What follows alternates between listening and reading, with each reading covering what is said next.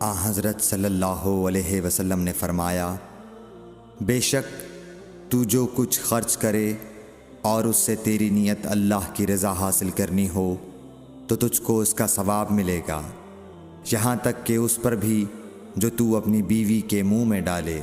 صحیح بخاری حدیث نمبر 56۔ جریر بن عبداللہ رضی اللہ تعالی عنہ نے کہا کہ حضرت صلی اللہ علیہ وسلم سے میں نے نماز قائم کرنے اور زکوٰۃ ادا کرنے اور ہر مسلمان کی خیر خواہی کرنے پر بیعت کی۔ صحیح بخاری حدیث نمبر 57۔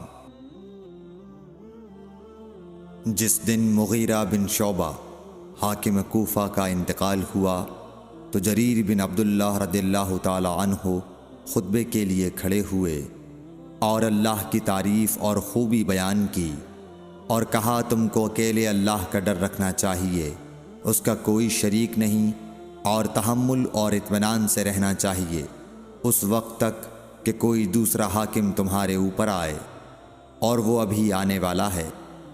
پھر فرمایا کہ اپنے مرنے والے حاکم کے لیے دعائے مغفرت کرو، کیونکہ وہ مغیرہ بھی معافی کو پسند کرتا تھا۔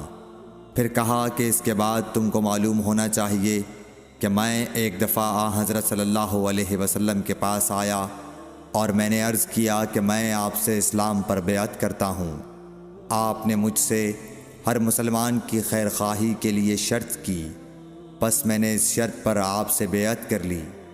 پس اس مسجد کے رب کی قسم کہ میں تمہارا خیر خواہ ہوں۔ پھر استغفار کیا اور ممبر سے اتر آئے۔